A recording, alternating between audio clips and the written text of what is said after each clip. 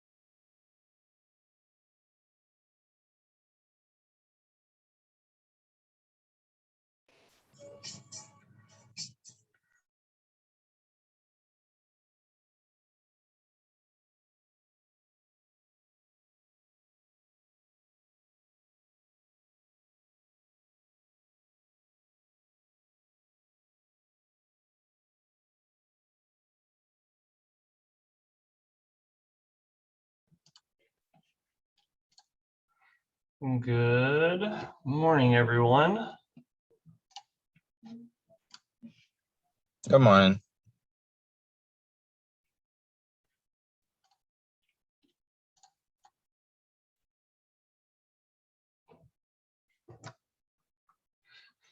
All right.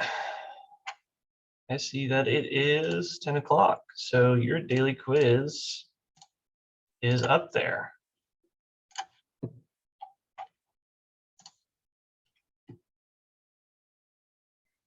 Really complicated question for today. You better have studied all of your notes from the entire semester.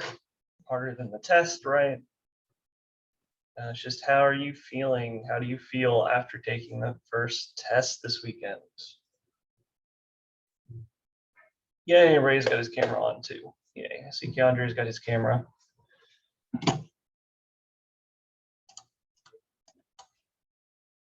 Deanna's in here, so don't worry about that.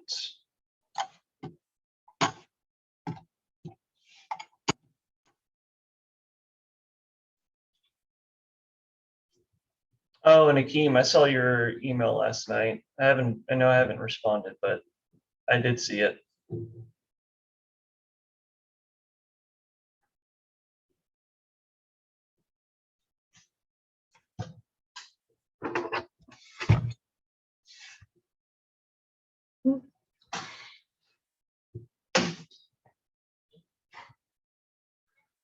All right. No, I wanted to keep those up. I should get into Zoom on my iPad.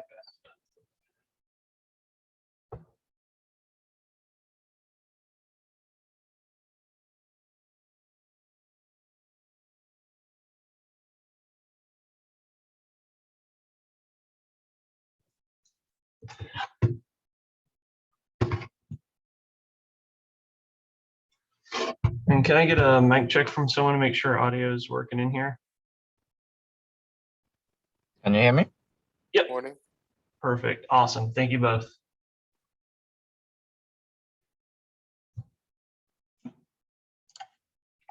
All right. I'm going to lock the daily quiz here in like 10 seconds.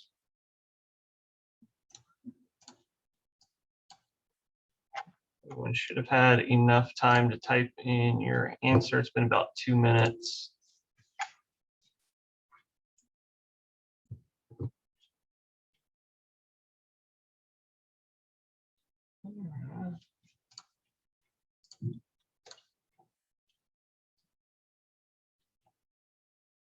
All right, I'm gonna lock here in 7, perfect. 5, 4, 3, 2, 1. Locking answers. Where is it? Now. All right, hold on. I'm going to, I think that's the nice, easy way. Let me try. Share screen. So this way you get to see all of them as well. So I'm looking at them fresh with the all pretty good, somewhat okay, pretty good. I was only a bit stumped on the last question, question 7, average. Well, so now we had 7 good. I'm happy with these answers so far. It makes me happy to understand the problem, just difficulty justifying clearly. Yeah. So whoever said that, the long one. Let me go to this one though. So that is definitely the trick, right? Making sure you justify it clearly. The best response that I can have to that, it's still an ad hoc. It depends on the situation that you're in, what you're trying to work with, trying to improve, whatnot. You want to always write it out to where if someone who doesn't know this stuff at all, but knew kind of like the basic definitions, you're trying to explain it to them clearly without any chance for any ambiguity, that's how you want to write it out, right? This thing is a rational number. This is what it means, because just talking about number 7, right? This is choose 2 rational numbers. This is what it means to be rational numbers. Here's what happens when I add these 2 rational numbers together. I see that it still forms a rational number. Thus, when you add any 2 rational numbers together, you still are going to make a rational number. Right? So it's just trying to break it down to, like I was trying to say at the beginning of the semester, small deductive steps, right? I don't want to make any big jumps. And that, 1, prevents us from making any mistakes, but 2, it also makes it easy for other people to follow, right? I can follow even broken logic pretty well. I can understand what you're trying to do because I've been messing with this stuff for a while. So even if it's not perfect, I can follow along, but I'm not trying to coach you to write a proof that I can follow along or justify something that I can follow along. I want you to get to the point where it's anyone. So you can even take this to any of your other classes and still take the same type of reasoning, this mathematical reasoning, proof writing reasoning, and still apply it elsewhere. I think I said that like 3 times, but I think the point's made. So there's that. And then what does the long one say? Super confident answers that I put for saying notes. Yeah, so all of those questions are something that you've essentially seen before or done, except for I think number 7.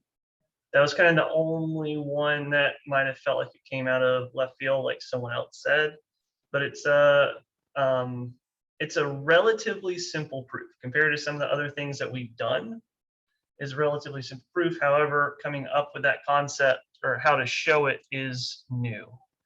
Almost thought we just have class today. All right, so just because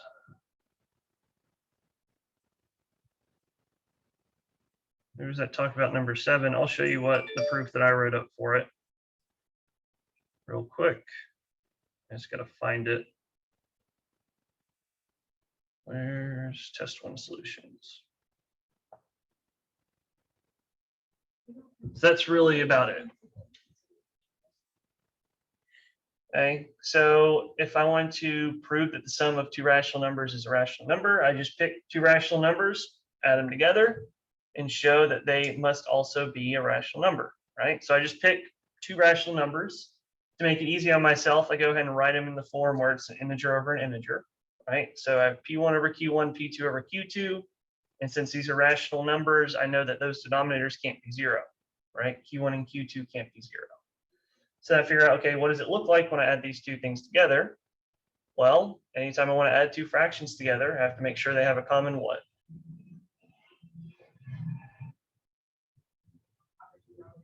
Yeah, common denominator. All right. So make sure they have a common denominator, add them together, and then look at what I have, right? That numerator is still just product of integers and sum of integers, but I add, multiply any integers together, doesn't matter how, still an integer. That denominator, Q1 times Q2, is still an integer, and more importantly, because Q1 and Q2 are not 0, I know their product is also non-zero, something from just our algebra days, which means that this becomes an integer over an integer, which means it's in the rational numbers. Okay, So any questions on that real quick? I just Good. didn't know what would be the, I thought about the P2, Q2, but Mhm. then I ended up putting X and Y, but, No, X and Y doesn't matter. oh, it's good. Yeah, Okay. this is just a way to pick two variables and write them, right? Okay. I technically could have said, you know, probably should write down.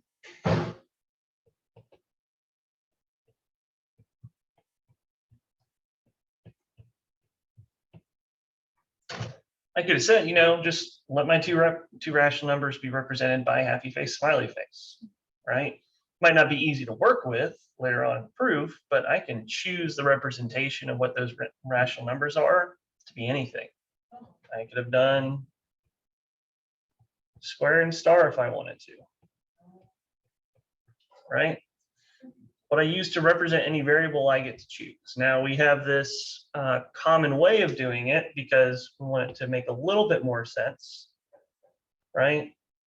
And also I know I'm going to have to use those things later on. So even if I did define, let's just use that last one, square and star to be my two rational numbers, I would have to get something to work with, right? So I'd probably have to make a statement like this: since square and star are in the rationals, then there exists, I don't know, an A, B, C, and D in integers with B and D not equal to 0, such that square is equal to A over B,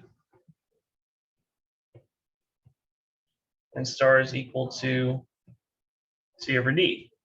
Because that's what it means to be that rational number, just going back up to that definition. I even rewrote the set out for you, right? It's just the form of anything that can be written as an integer over integer.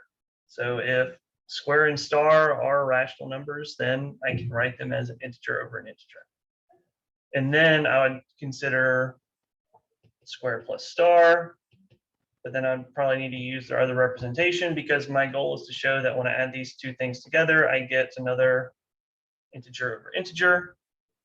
So that I'd want to really be working with A over B plus C over D, and then really just do the same logic from there. Yeah. Got it. Perfect. Right, it's just like in coding, you get to choose what your variable names are. Sometimes it's better to make sure that they're more representative of what the actual variable is, but it doesn't matter. Cool. Any other questions? Got it good? If you're good, yeah, give me that thumbs up, please.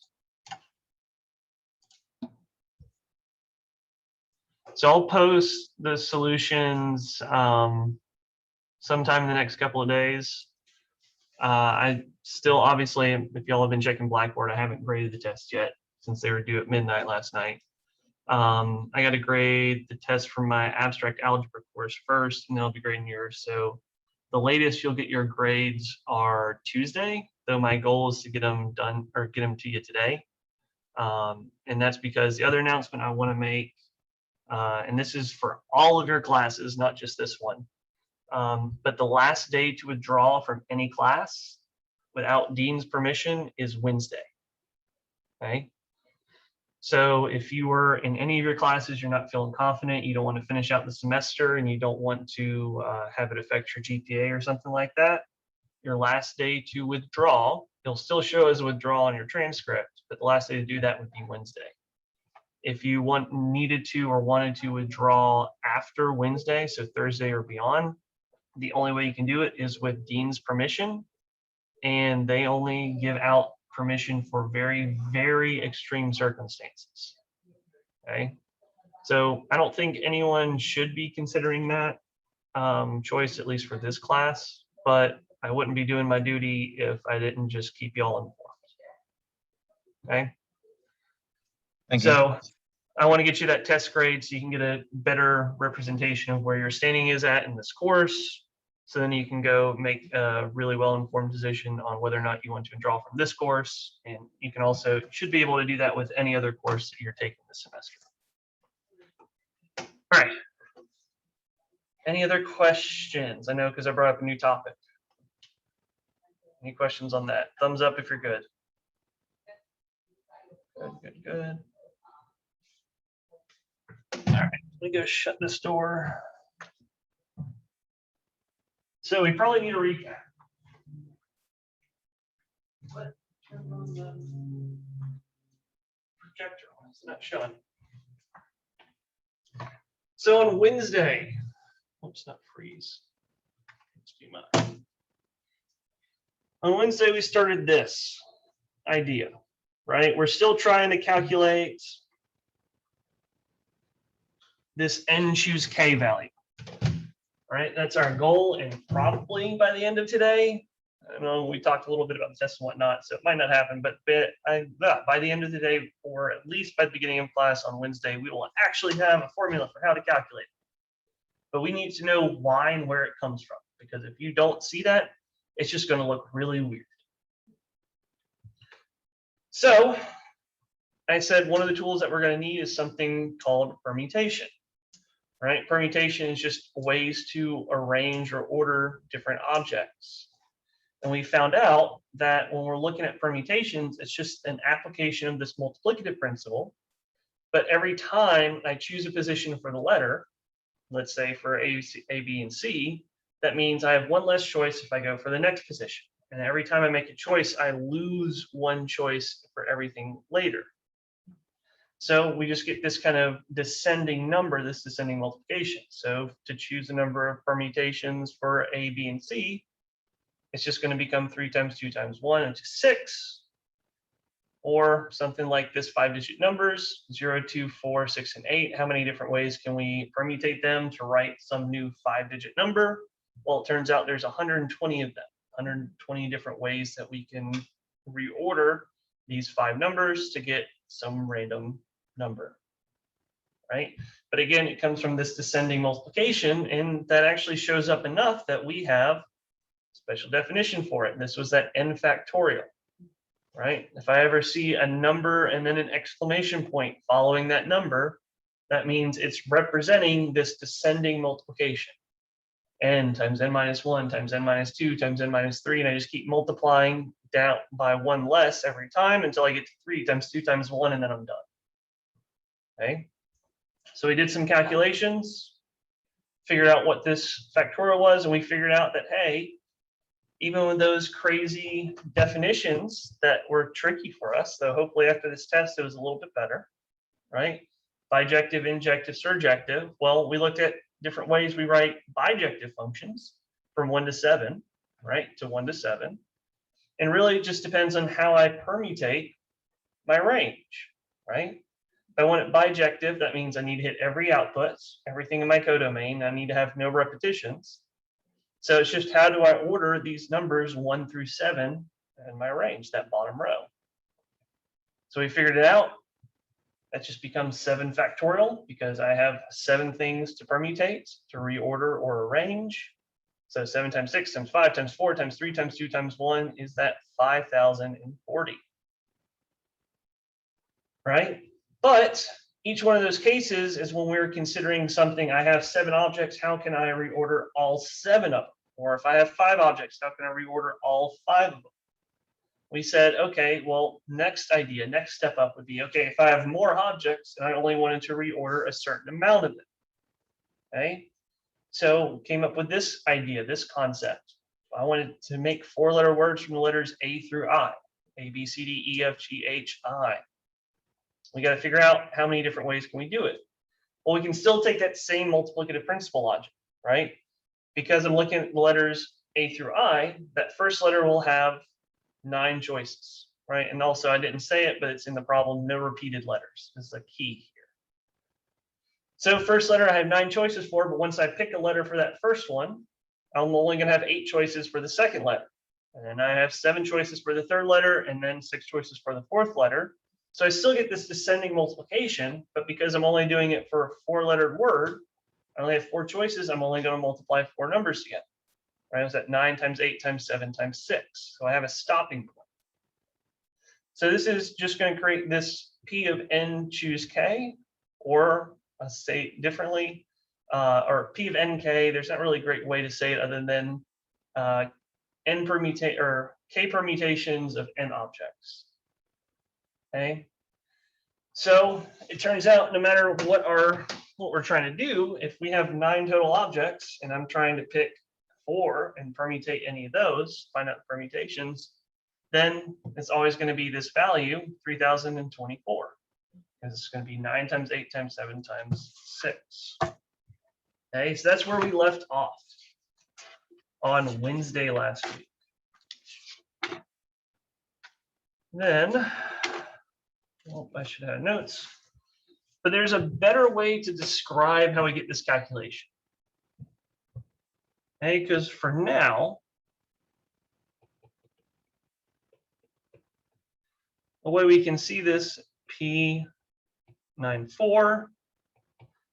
So I'm going to take 9, I multiply it by 9 minus 1, multiply it by 9 minus 2, multiply it by 9 minus 3, right? That's at 876. So how many numbers am I multiplying together in total? 4 numbers. And I start at the highest number, I start at this number, this 9. Right? So it'd be 9, and then I go down 3 more. Because 9 is going to count as 1. That gives me my 8, my 7, my 6. What if I wanted to do 3, the number of ways to permutate 3 objects from 10 choices? How would I get this calculation? Just based on how we've kind of set this up so far. Well, how many numbers am I going to have to multiply together?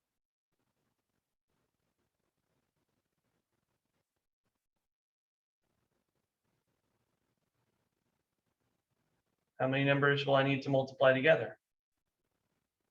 3. Yeah, just 3. I'm getting my 3 choices, right? My 3, if I want to think of them as 3-lettered words, I have 3 choices for the first, second, and third letter. If I want to think of them as numbers, I have a choice for the first number, second number, and third number, right? So I have 3 choices, and that 10 tells me where I start at. That is my first number that I multiply. The next number I'm going to multiply it by is going to be what? Well, 1 less, right? That multiplicative principle, that same logic that we were just kind of going back through. That should be a 10 minus a 1, or a 9. And then lastly, I multiply by what? By 8. Multiply by 8. And I don't know what that number is off the top of my head, but the number of ways to permutate 3 objects from 10 choices is going to be 10 times 9 times 8. So there's not really a great way to describe it, because so far, if I want to generalize this calculation, all I can really say is just start at n, keep multiplying by numbers 1 less than the previous. And I keep doing this multiplication until I get to n minus k, technically plus 1. And this works up here because this is 10 times 10 minus 1 times 10 minus 2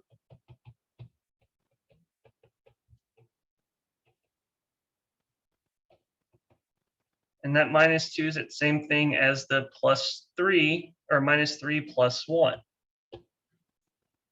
Is that minus k plus 1?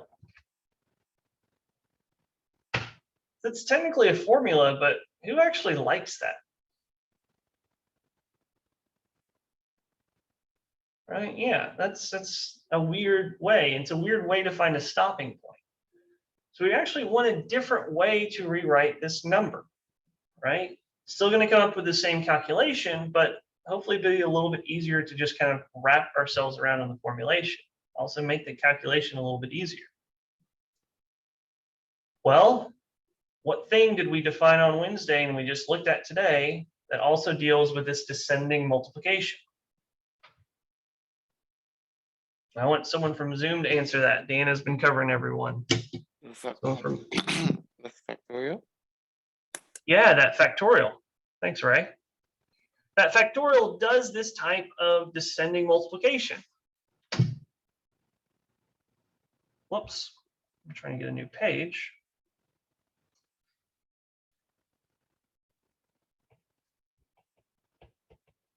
I'm going to leave this in blue.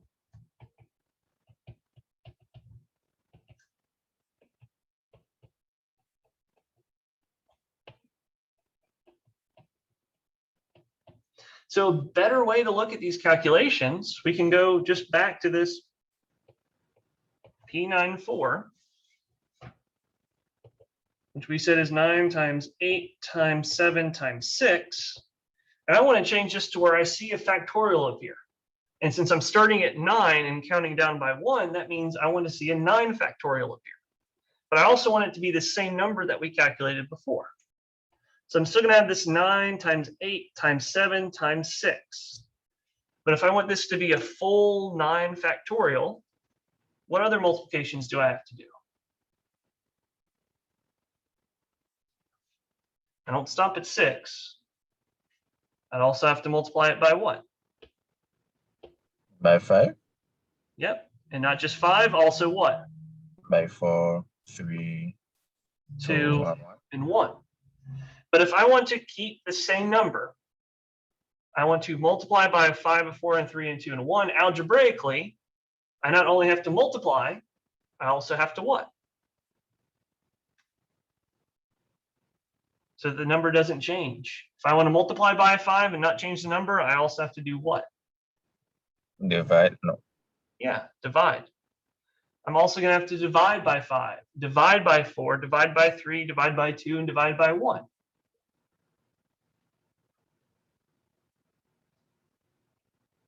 Oops.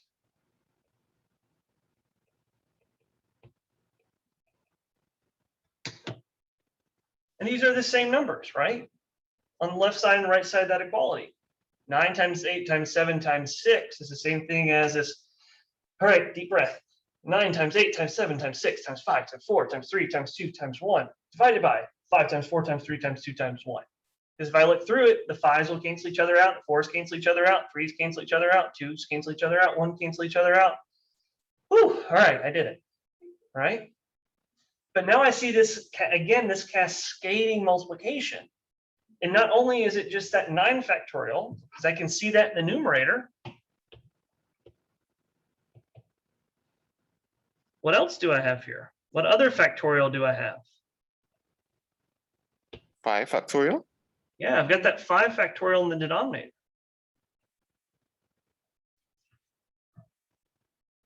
Oh, okay.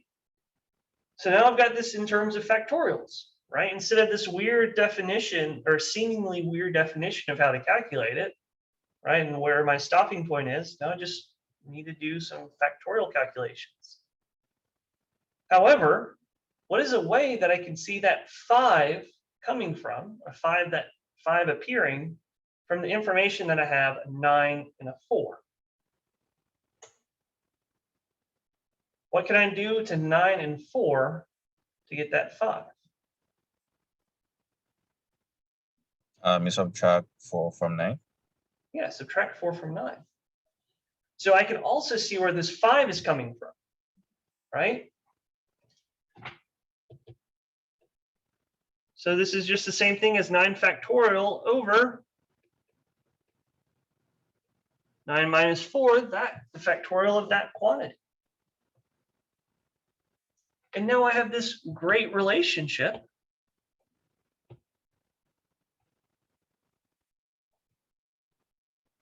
with how to calculate it, just looking at the two numbers inside of this notation. Right? If I'm looking at number of 4 permutation or blah, blah, blah, I'm going to get it's the number of 4 distinct objects, or number of permutations for 4 objects from 9 total objects. Got to remember that. Thought I did. Getting some stage fright, I guess. I don't know. But if I wanted to calculate this number, all I just take is the total number of objects, right? the 9 permutation or 9 factorial, and then divide it by 9 minus however many objects I'm trying to select, right? So it'd be that 9 minus 4.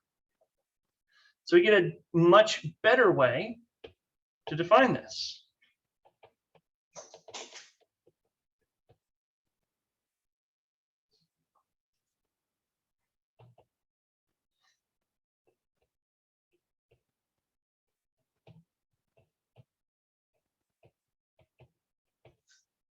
So the number of permutations of k distinct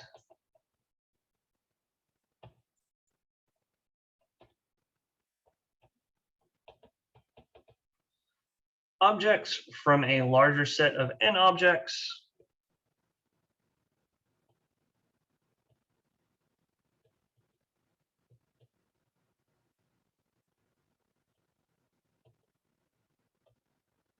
is still this P of nk, but now a little bit easier representation, right? Not this cascading multiplication number. I can sum it up as just n factorial divided by n minus k factorial.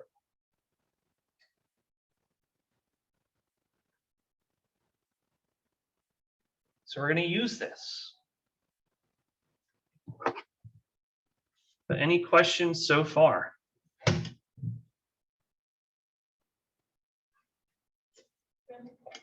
No Awesome. question. Cool. Thank you. I see a couple thumbs up coming through as well. Awesome.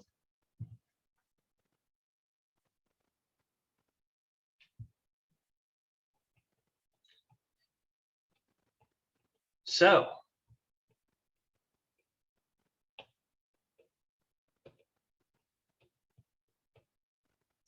how many functions f going from the set 1, 2, 3 into the set 1, 2, 3, 4, 5, 6 are injective?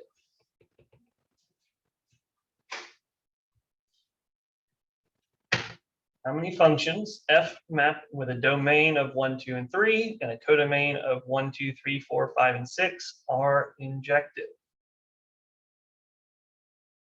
Okay, so just to get a couple examples, right? So we can see what type of problem we're actually posing in our head. If I want to have an injective function, what does that mean? No repeating outputs, right? 1-to-1. Yeah, 1-to-1. That's just another name for it, though. Injective and 1-to-1 are just two different ways to describe the same concept. The concept is that there's no repeating outputs. Okay. So, what is an example of a function that I can write taking 1, 2, and 3 and mapping it to some numbers in 1 through 6? That would be an injective function. Someone just give me 3 outputs. 4, 3, and 6. 4, 3, and 6. This would be an injective function, right? I've got no repeated outputs. And it's taking elements from my domain and mapping them to something in my codomain. Someone else, give me another injective function with different outputs. 2, 1, and 3. 2, 1, and 3. So that's just examples, right? And those I just ended up picking 3 objects, and I went back in and I picked another 3 objects. But I don't even have to do that. I could have done just from the first one that Keandre gave us. I could have just reordered that 4, 3, and 6, right? And that'd give me another injective function. I could have done 3, 6, 4, or 6, 4, 3, right? Or, whoops. Let's see, is there one more permutation? Yes.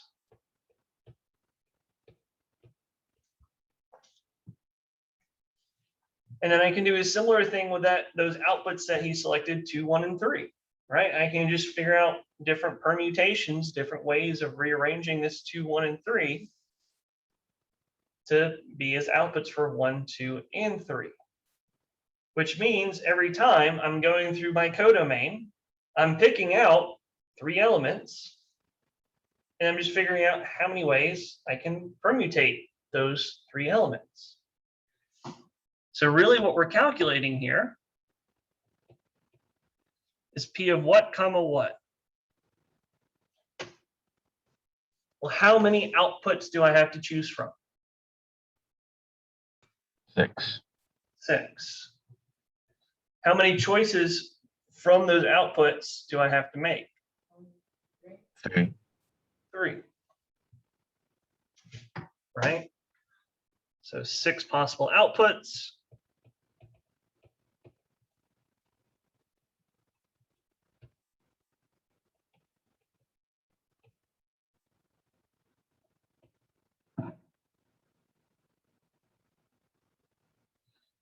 And what I'm doing is I'm taking 3 and then also any possible permutations of those 3 that I pick, which means it's represented by this number, P of 6, comma 3. And I can calculate this now. P of 6, comma 3 will be 6 factorial, all divided by 6 minus 3 factorial. Well, easiest thing to do is first figure out what 6 minus 3 is so I can figure out what that bottom factorial is going to be. So this is going to be 6 factorial over what factorial? 3 factorial. 3 factorial, because 6 minus 3 is just 3. So now all I need to do is figure out what this number is, right? Well, I can actually just backtrack how we even got to this, how we got to these factorials. Because, and what I mean by that is 6 factorial is what? 6 times what? 5 Times, 4. times 4, times 3, times 2, times 1. And what is 3 factorial? Someone other than Deanna and Keandre, because I know they're on top of it today. And actually Ray as well. I know Ray's been participating, so no, you 3 don't get times 2 times 1. Oh, Ah, dang it, you did it before I told you not to. oh, sorry. No. I just know you 3 are participating. I want some of the black screen people who are hiding behind the black screens to participate. That just means one of you 4 are going to have to answer now. So Shanoa, Schneider, Akeem, or Lance, one of you 4 are going to have to answer my next question. When I break it out, expand it like this, what those factorials are, things start to cancel out. What cancels out here? The tree 2 on 1. Perfect. Thank you both. The 3 and the 2 and the 1. Because I'm multiplying and dividing by a 3, a 2, and a 1. Granted, multiplication division by 1 is really inconsequential, but it's there, right? Meaning that to figure this value out, all I need to do is 6 times 5 times 4. Well, 6 times 5 is what? 30. 30. And then I take 30, multiply it by 4, it gives me 120. Yeah, so you know, I saw you on mute. Thank you. I know I kind of beat you to it. My fault. But this means that there is 120 injective functions that I could write from the set 1, 2, and 3 into the set 1, 2, 3, 4, 5, 6.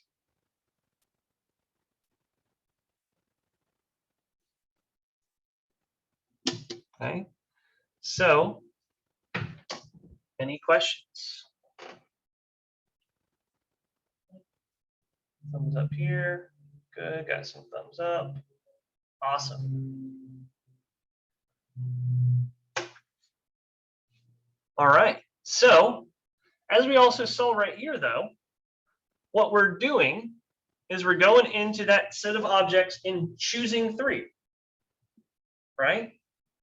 going into this set of 6 objects and I choose 3. And we have a number for that, right? It'd be 6 choose 3. And that's what's going to allow us to figure out how to calculate this entire value.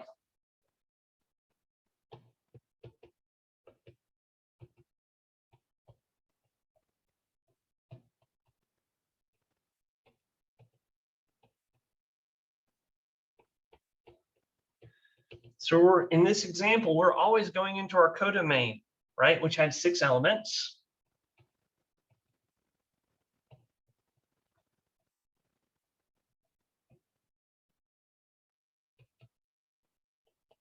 And the key word here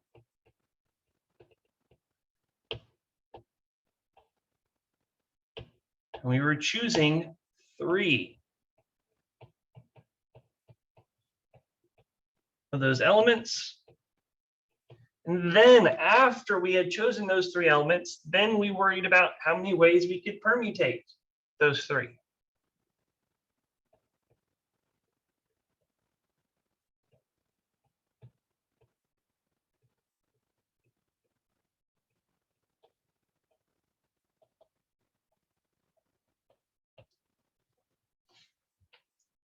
And this is the same logic that you're going to have to do anytime you calculate this type of number, the number of k permutations of a element of n elements. Okay. Well, that means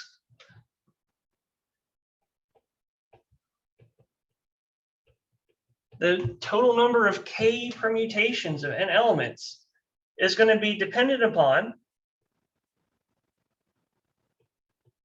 how many different ways I can choose, right? How many different ways I can choose those k objects. And then how many different ways I can permutate those k objects. And if I'm already have my k objects, I'm just stuck to those k objects and I want to figure out the number of ways to permutate them. There's that special number that we came up with that we defined that tells me the exact number of ways I can permutate those k objects. What is it?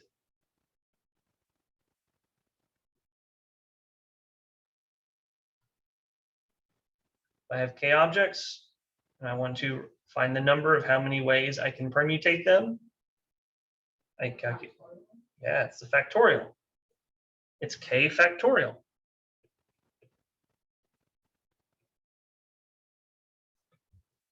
There's actually another way to go about calculating this. Figure out the number of ways I can choose k's objects from n, and then multiply it by the number of ways I can permutate those k objects. But hey, we finally have made it. You might not see it directly, but I now have a way to calculate n choose k. We kind of had to go around the outside, right, before we can get cut into the center and really get the question that we wanted to answer of this n choose k, but we now actually have it.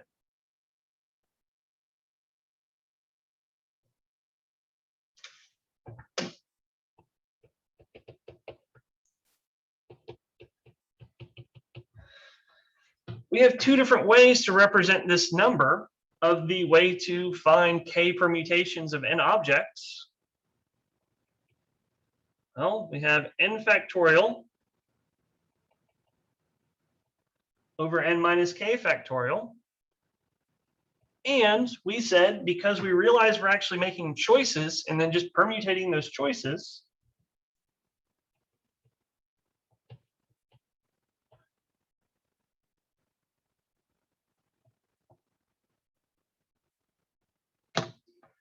this is really just also n choose k times k factorial. The number of choices I can make of k objects from n, and then the number of ways I can permutate it. They're both ways to reason it. The first one just came from the multiplicative principle, right? The second one is coming from looking at we're choosing and permutating. But if both of these are representations of the same numbers, this means that n factorial times n minus k factorial has to be equal to what?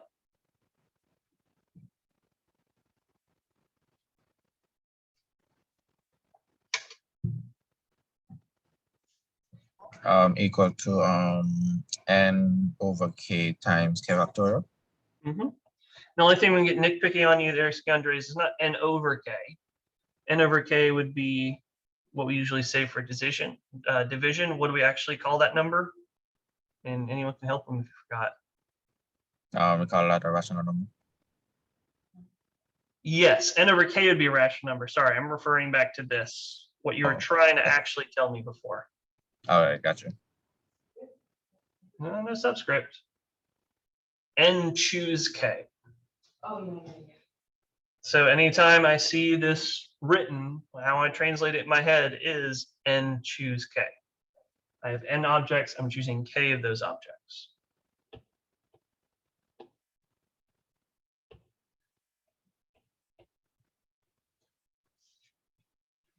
So that means overall we have n factorial divided by n minus k factorial has got to be equal to n choose k times k factorial.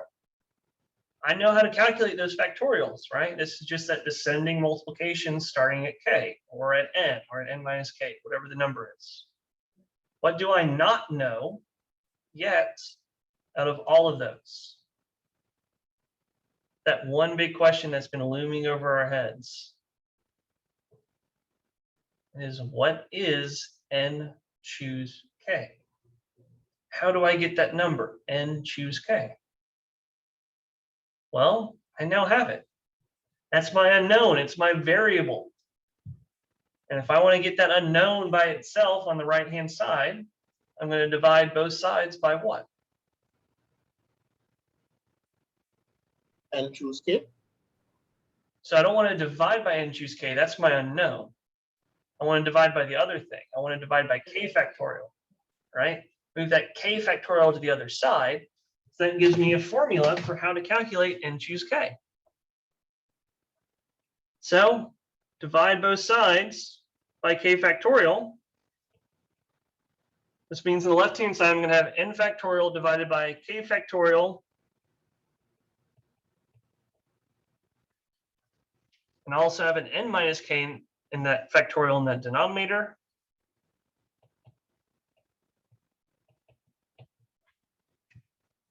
And now we finally have a formula to calculate n choose k. This is the same type of reasoning you have to do for any formula that we have out there. Most of the times we're just given it and then we backwards reason to why it should work. But when you need to build it from scratch, this is what you have to do. Right? It's not always a direct path. You have to build some more tools to make things make sense. But once you have all the tools that you need, it's easy to construct. Okay, so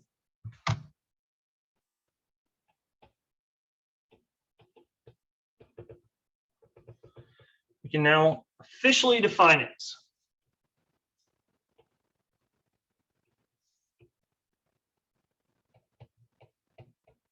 The number of ways to choose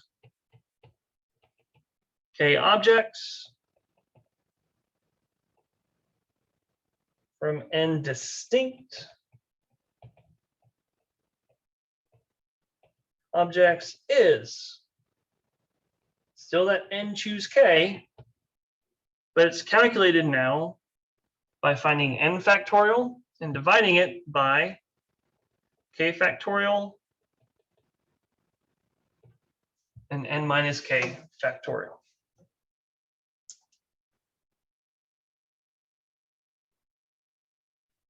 So we're going to just do a quick application of it, and then we'll start moving more into how we use this.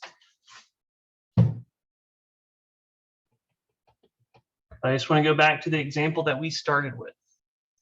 Good question. Yeah. It's from n distinct objects. And distinct objects, so I don't want to have any repeat.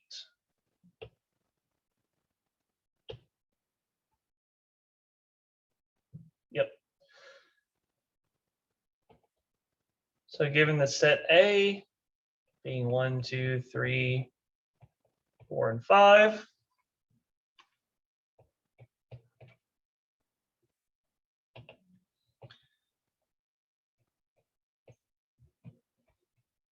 How many subsets of A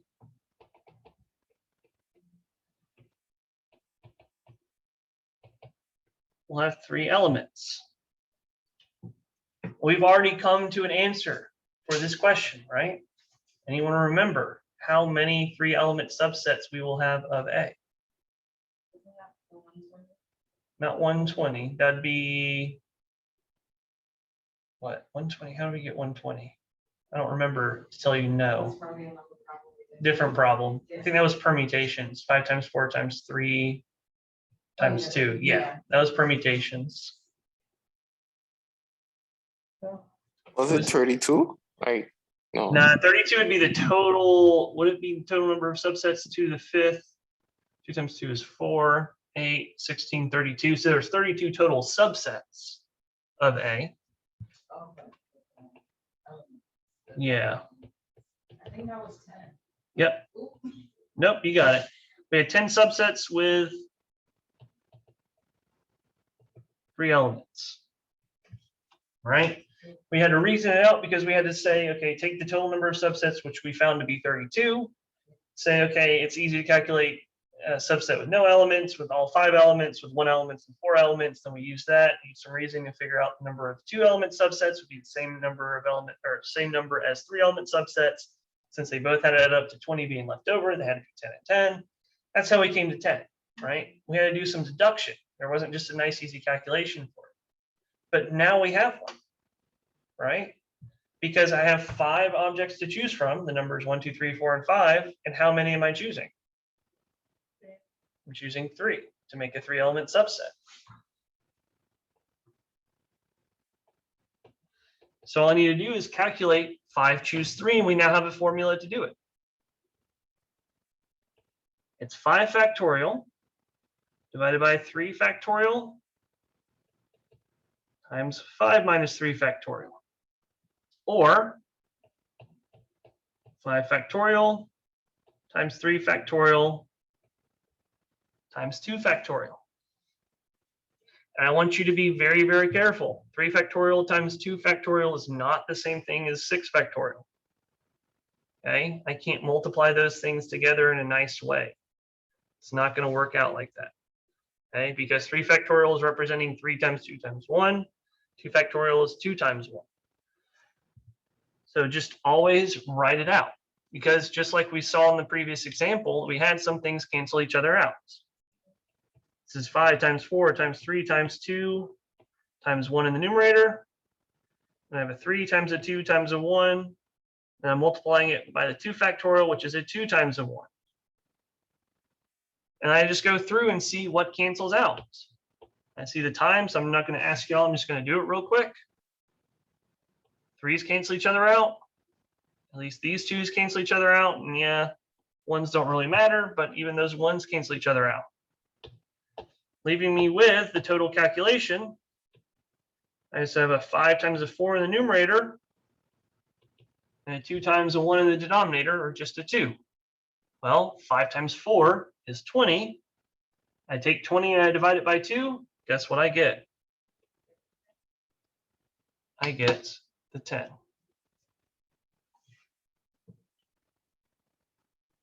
So this formula that we are now able to develop comes out to the same answer. It should always come out to the same answer as what we were able to reason before without it. But now we don't have to go through some reasoning. I just need to do a quick calculation. All right. So I see the time. I'm gonna let y'all get out of here. The main story I want you to take and why we went through this development is that you have to put in the work outside, right? It's just like thinking about sports, right? You have to go to practice. You have to put in the work at practice so you can actually perform well in the test or perform well in the actual game. The actual game here is that formula that we created. We had to put in all the work to find the formula, But now that we have it, we can perform pretty well and very easily, in fact, right? It makes it everything much easier. It's going to make it easier to win that game. Hopefully that makes sense. If not, you can just smile and nod and I'll be happy. Okay. But we have to always put in the work, right? Even think about coding, right? You want to think out how you want the entire structure of your code to look, how variables are going to interact, where am I going to need some for loops, while loops, do I need a recursive definition, etc. Right? And then you write out the code. You have to put in the work beforehand, and then you get the nice, easy, finished final product.